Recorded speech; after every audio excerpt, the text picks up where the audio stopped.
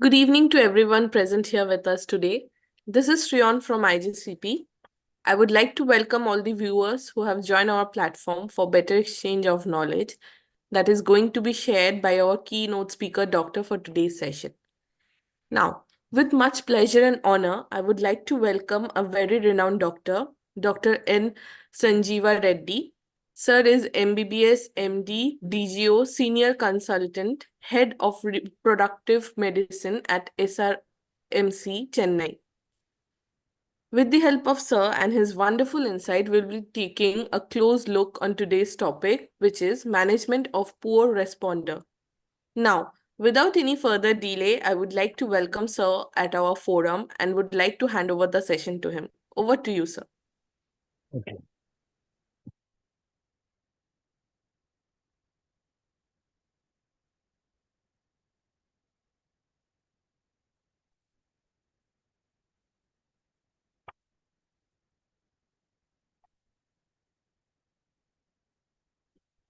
Good evening. I would like to thank IGCP for inviting me to be here and share some of my thoughts with you all. Today, I'm going to speak on management of poor responder. The ovarian response to ovarian stimulation is reflected by the number of oocyte retrieved is a keystone in IVF cycles, and it is an independent factor in success of treatment. The ideal number of oocytes needed might be a matter of debate, but usually 10 to 15 follicles is considered to be optimal. So sorry to interrupt, sir. You have stopped sharing your screen actually. So your PPT is not visible. Okay.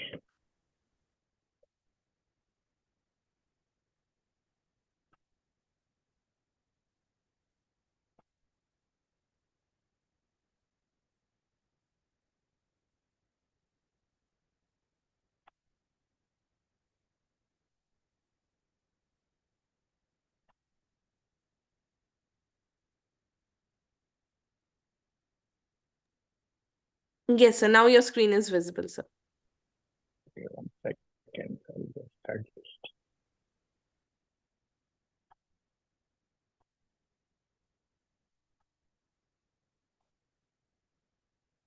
Okay, good evening. I'm going to speak on management of poor ovarian responder. As you all know, the ovarian response to ovarian stimulation reflected by the number of oocytes retrieved is a keystone in IVF cycles, and it is an independent factor in the success of treatment. The ideal number of oocytes needed might be a matter of debate, but usually 10 to 15 follicles is considered to be optimal.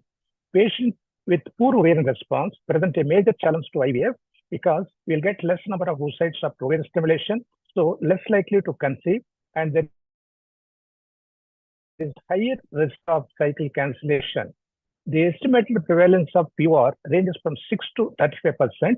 Why this wide range is because there is no definitive definition. So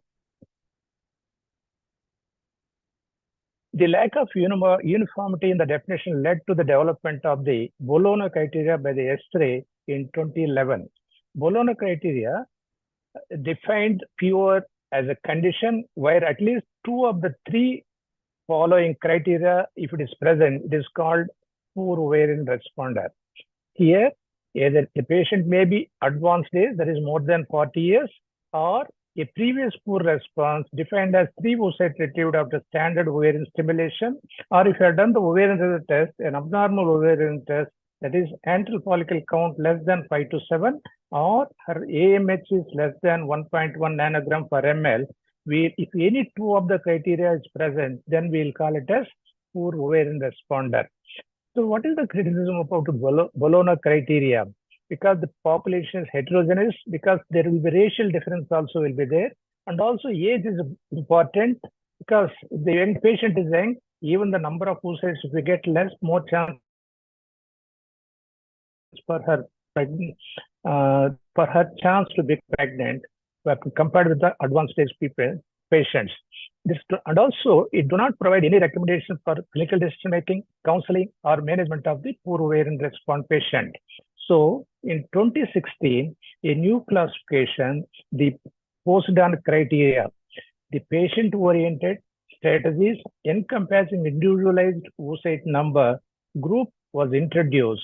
The post-grant classification divides patients into 4 subgroups based on a combination of factors like age, ovarian reserve markers, ovarian response in a previous ovarian stimulation cycle. Post-grant classification stratifies patients with POR into 2 main categories, namely the expected poor ovarian responder and the unexpected poor ovarian responder. We'll discuss what is this. It is estimated that 47% of all patients undergoing ART treatment belong to post-grant groups 1 to 4. You can imagine, that means almost 50% of patients will have this challenge. In post-grant criteria, we have 4 groups. In group 1, the patients are less than 35 years and group 2 more than 35 years. But in these 2 groups, the AF count is normal and AMH also will be normal. But when you start stimulating, the number of oocytes what we will be getting will be less. This is also divided into A and B. Suppose we get less than 4 oocytes, then we'll call it as group A. And if you get more than 4 to 9 oocytes, then we'll call it as group B. That is group 1A, group 1B, group 2A, group 2B. Whereas in case of group 3, here the patient age is less than 35. Group 4, it is more than 35. Here, the ovarian reserve test, that's both AFC and AMH will be low. And even that way, we'll call it as, here, this is unexpected. So this is expected patients. Here, definitely you're going to get less. Whereas in group 1 and 2, you will have more ovarian reserve test normal. We'll expect this patient is going to respond normally. But finally, when you're retrieving the oocytes, so you will have less number of oocytes. What is the difference between this patient's age?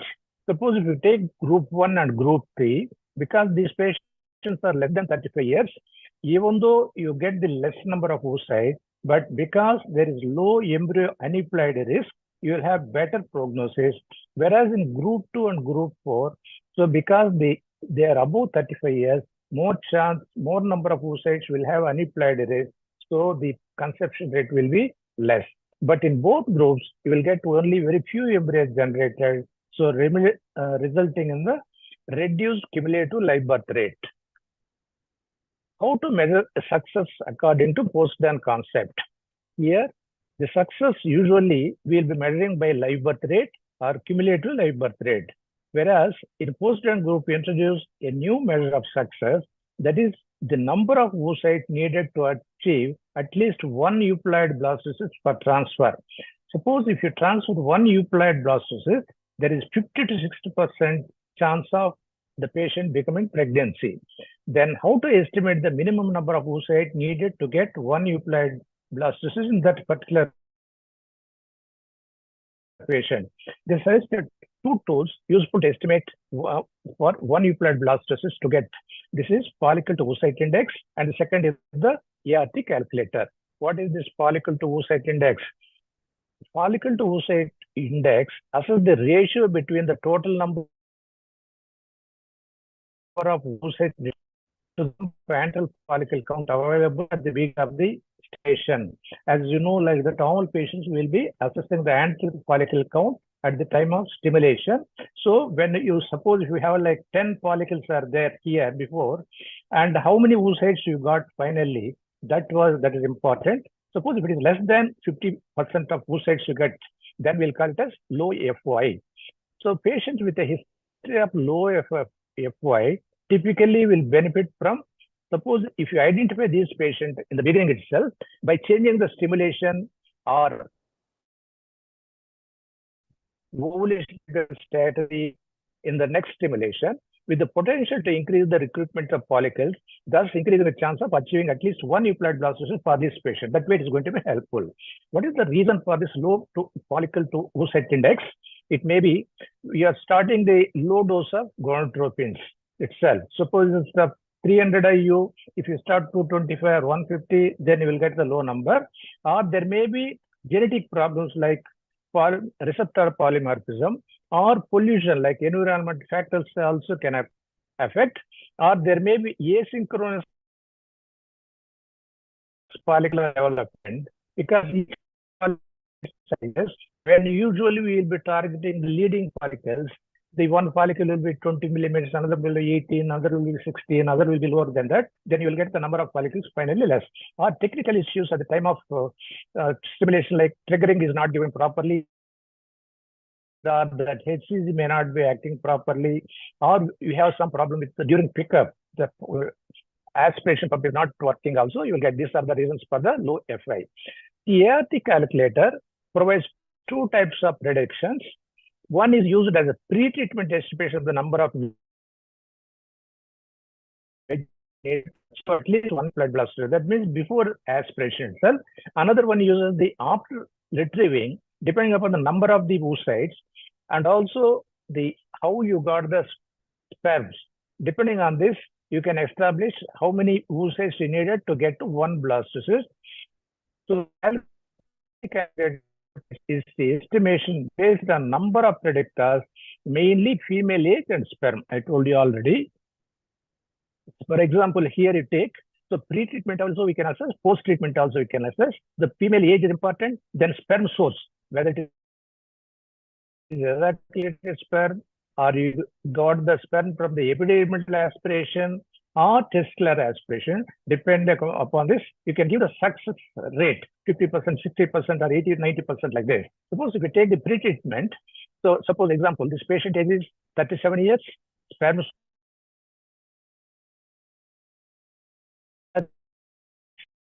probability is up to 80%. And you needed 11 mature oocytes to get one euploid blastocyst. Same way, suppose in this patient, instead of ejaculated sperm, you got from the testicular sperm. So here it drops down to only 54.72% chance of there is to get one euploid blastocyst. This way we can calculate this thing. How to manage these patients? So we will divide the management depends upon the type of whether depending upon the group of patients, we will divide into group 1 and group 2. In group 1 and 2 and group 3 and 4, because group 1 and 2 are unexpected, whereas group 3 and 4 is expected poor response patient. Here, the goal is to find a way to increase the oocyte yield and subsequently the reproductive outcome. If you get more number of oocytes, more chance for her to become pregnant. There are 5 main strategies. One is use of recombinant FSH instead of urinary gonadotropin. Second is by increasing starting dose itself, we can increase more FSH starting dose, and use of recombinant LH instead of using only FSH. If you add recombinant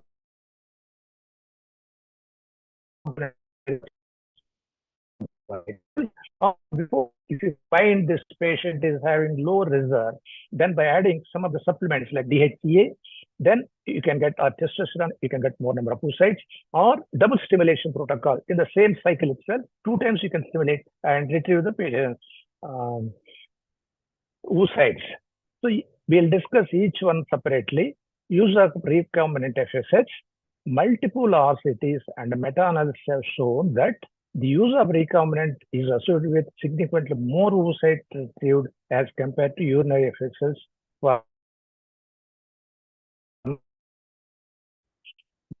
This is related to higher biopotency of recombinant formulation. Here the batch-to-batch consistency will be there, and compared to the urinary things. There it will be different each batch. So if you suspect this patient, by changing to recombinant FSH instead of urinary FSH, you can get more number of oocytes. Then FSH dose increase. A significantly higher number of oocytes and good quality embryos were retrieved. For example, if you increase 50 IE of initial recombinant FSH dose, would lead to you will get one more extra oocyte. You can get more number of oocytes. And by adding recombinant LH supplementation, whether you will get adding recombinant LH is beneficial for 2 subgroup of patients, that is group 1 and 2, and also the patient is above 35 years, they require some amount of LH for growth of the follicle, so we'll get more number of things, more number of follicles. Next is supplementation before stimulation itself. By supplementing the dehydroepiandrosterone supplementation, give 5 milligrams a day, not long acting like 75 milligrams per day for 8 to 12 weeks at a significantly higher rate of ongoing pregnancy rate, live birth rates, and you will get more number of oocytes also. But every patient won't develop like that, respond to this treatment, but it's not going to create any side effects to the patient. You discuss with the patient, cost factor also. If she is willing, you can start this one before stimulation, 2 to 3 months before itself. Then if you go, some patients will definitely benefit for this one. Next, what we will be doing, so usually day 2 or day 3 we'll be starting the stimulation. That is called follicular stimulation. In the same stimulation, after retrieving, give a gap of 2 or 3 days. Again, you can start in the same cycle, one more stimulation. So that in the same cycle, if you 2 times, the second time you do stimulation, so you will have more number of oocytes. In the same cycle, you are getting oocytes. So by doing this one, the rate of patients obtaining at least one euploid blastocyst significantly increases from 42.3% after follicular stimulation only to 65.5% with dual stimulation. So this way you can get more number of oocytes so that more chance for the pregnancy. So in the conclusion of the management of postdance group 1 and 2, group 1 is considered to have a better prognosis. I already told you, if patient age is less than 35 years, so the aneuploid rate will be less, so that even if you get the few oocytes also, more chance for you to be that patient to become pregnant. Patient in group 2, although older and with an age-related higher oocyte aneuploidy, still have a good chance of reaching the estimated number of oocytes needed for one euploid blastocyst if properly stimulated. For both groups, this might be achieved by increasing the doses of recombinant FSH or supplementing recombinant LH or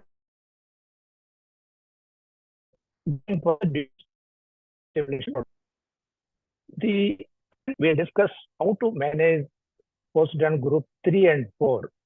So the prevalence, if you take in group 3, so almost 24 and 76% of patients in the postdance group will be group 3 and 4 respectively. Group 3 will be less, around 10%, whereas in group 4 will be around 55%. That means group 4 will be more. Postdance group 4 patients have a significantly poorer prognosis due to the age-related increase in the oocyte aneuploidy, resulting in aneuploid embryos.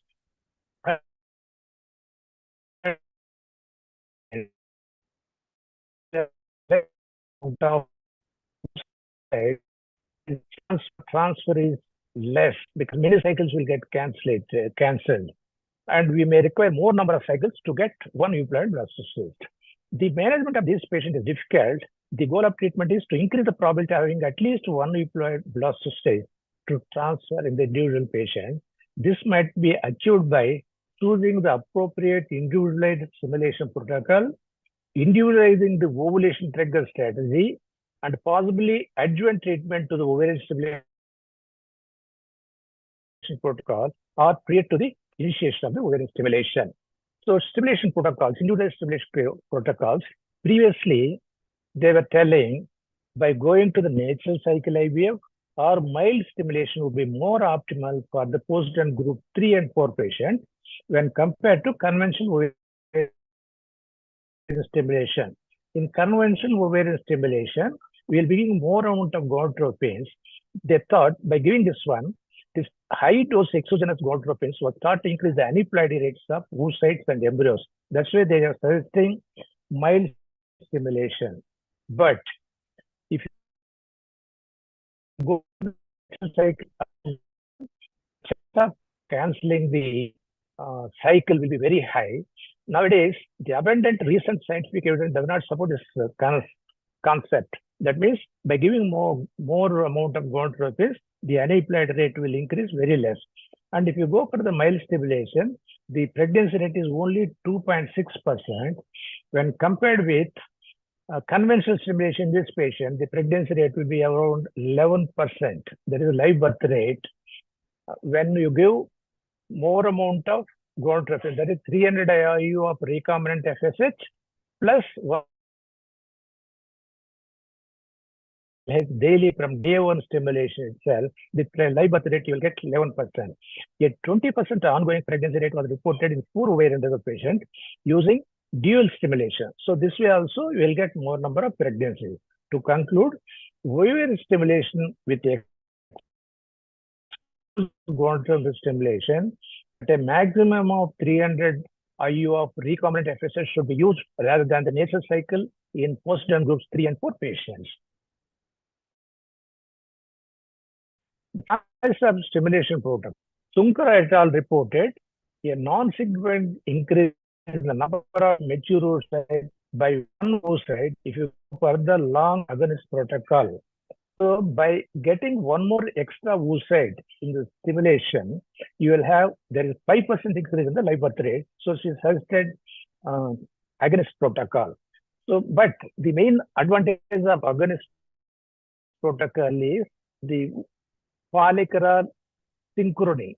But some of the nowadays we are using many of the time people using antagonist protocol. The follicular synchrony can be achieved by other methods also, like pre-cycle per day, long of the cycle. That is like 26th day you start like that 1 BD for 5 days. Then when patient gets periods, second day onwards you can start, this can be that. Otherwise you can start the oral contraceptive pill for 12 to 16 days and give a gap of washout period of 5 days. After stopping the last period for 5 days, then you start, there will be follicular synchrony will be there. It is not going to affect. It acts like anyway, like long protocol. But there was no difference in the duration of stimulation, FSH consumption, number of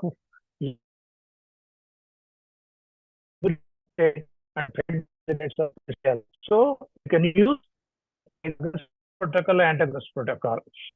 Then role of double stimulation. So here there was no difference in the ongoing pregnancy rate per cycle per single euploid blastocyst transfer between blastocysts obtained from the follicular phase and luteal phase stimulation, which were almost equal. So you will get more number of oocytes in one cycle itself. You discuss with the patient. If there is no problem with the money, then you can suggest the dual stimulation also in this patient. This is also one good thing. So 20% of patients will have ongoing pregnancy rate, you're getting almost 11% live birth rate you will get with these things. Next is adding recombinant FSH instead of going for the urinary things. Here they have done the studies, how much dose to add like that. Their studies were done 300 IU, 450 IU, and 600 IU. Whenever there is maximum number of maximum benefit you will get with 300 IU only. If you increase more than that also, you are not getting any benefit except wasting the money. So they advise 300 IU as the maximum dose of recombinant FSH. More than that, it is not advisable. So instead of urinary, you can go for the recombinant FSH. The higher dose is 300 IU. Next is whether by adding recombinant LH, whether it will be beneficial. I already told you, those patients above 35 years, always they require some amount of LH for the follicular growth. So in this patient, to add for this patient, and also if you are able to do the receptor polymorphism in these patients also, by adding this one, they will be benefited. So usually, what I give patients. So you start with recombinant FSH, as you do. By 6th day, when you do the scan, usually the follicle size, at least few follicles will be 12 to 13, above 13 millimeters will be there. If it is less than that, that means that patient is not responding properly. There may be some amount of polymorphism will be there in the LH receptors. For these patients, you can add recombinant LH if there is no problem with the money. Otherwise, you can add 150 IU of HMG also. So then you can do, these patients will respond. Next is So give away HCG urinary, you can go for the recombinant HCG like OTL, or you can go for the, if you are not planning to transfer immediately, you can go for the dual trigger also, double trigger. Here what we will be doing, apart from the HCG, give the GnRH agonist, like leupride also you can do 2 milligrams. So there are so many ways of giving. Sometimes you can give like that, usually 34 to 36 hours before the estimated retrieval. We can give the both together, or some people they will use GnRH leupride 40 hours before estimated retrieval and 34 hours before estimated thing HCG we can give. Then if you give, the more number of oocytes you will get, the mature oocytes also, more M2 oocytes also you will get. This way you can get more amount of oocytes in this patient. Next, adjuvant. I told you like before simulation, DHEA giving some patients they will get, but Cochrane meta-analysis, they said it is moderate quality evidence to show that DHEA and testosterone treatment may improve live birth rate in poor ovarian patients, but you can discuss with the patients. If they are willing, you can start this patient. And some studies are going on, and also like by applying testosterone at least 2 months before, this is by gel application on the skin. They are doing transdermal testosterone and 5 milligrams. There is studies going on trial. If it comes to finally, there is a chance that we may get, whether really in some patients they are getting benefited. Some papers also is coming. So whether this will be useful by testosterone gel application, transdermal application, whether it is going to improve the number of oocytes retrieved in these patients, we can get the report finally. So adjuvant, like another thing is during stimulation, we can use some of the adjuvants like growth hormones. There are various doses are there along with the gonadotropin, that FSH. We can use growth hormone 4 units. Some people are using 8 units. Some people are using 12 units also. The only thing is the cost factor. Some of the publications are showing by using growth hormones, you will get more number of oocytes and there is better pregnancy rate also, but it is not in every patient. Some patients are responding. You discuss with the patient. If she is willing, you can go for the growth hormone supplementation also in this patient. Next is coenzyme Q10. This is also commonly will be like all pharma companies will be promoting. Here also some of the things they're showing there is improvement in the better against rate. You can discuss with the patient, you can try, but there is no way you can say definitely it is going to improve. But you talk to the patient, counsel the patient, they're willing, you can supplement, but it's not doing any harm to the patient. Next is, if these are not responding or the patient is expecting, previously you tried all those methods, there are some advancing methods are available nowadays. Autologous platelet-rich plasma. So here we'll collect the patient's own plasma and we'll prepare here, then inject into the decreased ovarian reserve patients here through transvaginal route, like what we are doing, like oocyte retrieval. Or if the ovaries are small, it is difficult, you can go for the laparoscopy also. After that, you can inject directly into the ovary. After 2 to 3 months, there is increase in the AMH levels and AF count also. Some patients are getting benefited. So definitely you cannot say, you discuss with the patient and you can get. Next is the in vitro follicular activation and stem cell therapy as a novel treatment also. We can use in the diminished ovarian reserve and primary ovarian insufficient patients. There are many studies are coming nowadays. So bone marrow derived stem cells could be alternative in ovarian regeneration and follicular development in POR patients. Here we can get the bone marrow aspiration. From there you can prepare the stem cells, isolate the stem cells by specialized machines, and this can be injected directly to the ovary. through, I told you, like either transvaginal route or laparoscopical.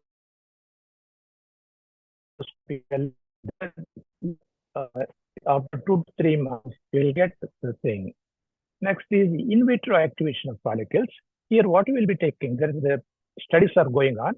You take the cortex of the oocytes, then make it small pieces. There are two ways of doing this one.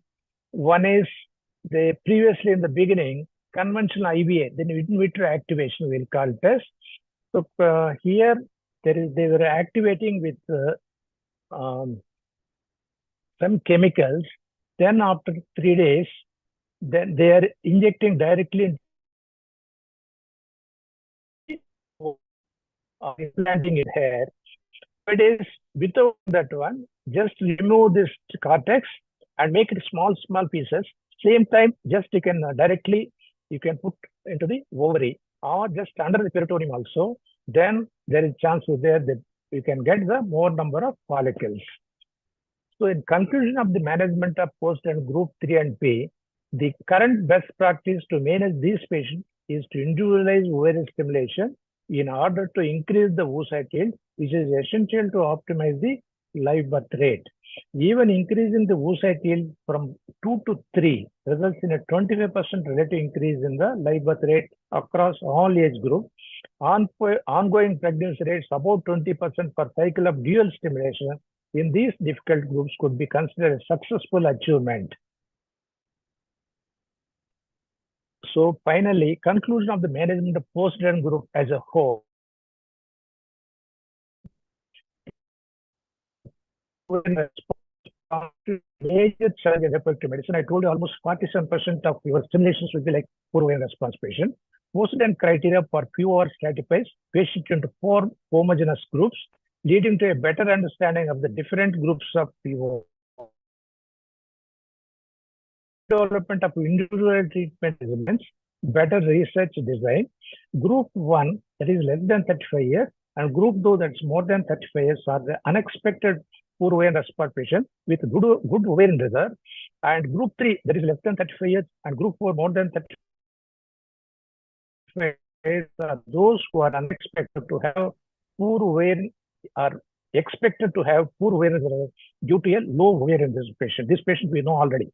If the primary goal of the management of postpartum POR patient is to maximize the oocyte yield so as to increase the likelihood of having at least one euploid blastocyst for transfer.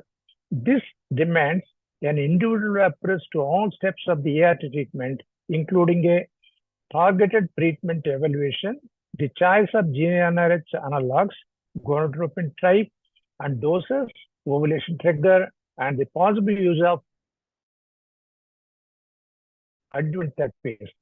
Tools such as follicle to oocyte index and the ART calculator can help develop individual treatment regimens, and most importantly, help counsel patients about their reproductive prognosis. What are the chances for them to get more number of oocytes? What is the chance for them to become pregnant? Also, we can discuss. With this approach, even the very poor prognosis patients in postpartum group 4 may achieve an ongoing pregnancy rate more than 20% per cycle. To evaluate the stratification and the recommendations set forward in this review. In this, three reports on autologous PRP, intraovular injection, and in vitro activation in POR patient await validation by future prospective RCTs. These are the references. Thank you. If you have any doubts, I'm ready to clarify. Thank you so much, sir, for your wonderful presentation, sir. We do have some questions from audience if you'd like to take that up. Okay. Yeah. So, sir, the first question is, what are the current best practice in ovarian stimulation protocol for poor responder? We just suppose if she had already stimulation, she comes to us, we can go for the pre-treatment by giving DHEA for 3 months Then you can go and you can supplement with coenzyme 10. These are things supplement for 2 to 3 months before. Then you can go for the stimulation. During stimulation, you can go for the higher dose of recombinant FSH along with the recombinant LH or HMG. What I'm doing like that, you go for the recombinant FSH 300 IU plus add HMG 150 IU, or if there is no problem with the money for the patient to discuss with her if she is willing, you can go for the recombinant LH itself 150 IU. From day 2 onwards, you start with these patients. Then and see how the patient is getting response. And I'm going for the dual trigger, double trigger, both HCG and plus agonist trigger, so that you will get more number of mature M2 oocytes, so that and freeze it all, plan for the frozen embryo transfer. This way we can go for the more things. Some patients, if suppose in the beginning itself, this is expected poor responder, we are trying PRP also, and some studies are coming up. If you have facility, you can go for the stem cell, bone marrow stem cells and inject into the ovary. After 2 to 3 months, just reassess the patient, then you can go. Otherwise, you can go for the dual stimulation also, in the same cycle also you can do. This way, definitely you will have more chance that particular patient may get benefited.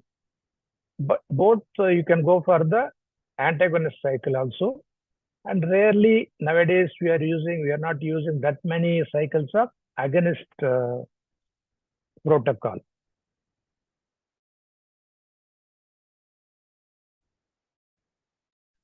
Thank you, sir. So the next question from our audience Next, is, what is that? yes, what challenges do you commonly encounter in the management of poor responders and how do you address them? Okay, I already told you, main problem is the number of follicles will be very less. Here, the follicular thing is asynchronicity of the follicles. That is the main problem we will be facing. Even all this, whatever things I told you, the pre-treatment, DHEA, other things, and all patients would respond. Some patients they will respond, some patients they won't be responding. The main problem we will be facing is the asynchronicity of the follicles. Usually what we will be doing, there will be around, in my experience, so there will be leading follicles will be there. The follicles will be developing the wave pattern. So first wave will be around 2 to 3 follicles. One side will be 1 follicle, another ovary contains 2 follicles. This will be, we'll be always monitoring this one. Once these follicles will become the 18 millimeter, 20 millimeter size, will trigger, so that the second wave of the follicles will be around 16 or something like 14. Number of follicles, what I'm saying, this patient, the extended stimulation. So instead of concentrating on the targeting about the leading follicles, I won't bother about the leading follicles. I will wait for 2 to 3 days extra stimulation, so that even if this first 3 follicles reaches to 21, 22 millimeters, the second wave of follicles will come around 18 millimeters. The third wave of follicles will come more than 14 millimeters. So I'm targeting the second wave and third wave, so that we'll get more number of follicles instead of going for the double stimulation in the same stimulation extra gonadotropins. It is equal to double stimulation. That way we are able to get benefit. Okay. Thank you, What is sir. the other question? The last question from our audience is, to what extent do you believe in the concept of personalized medicine in the field of gynecology and reproductive medicine? The question is not very clear. Personalized medicine means for what a thing. If related to IVF,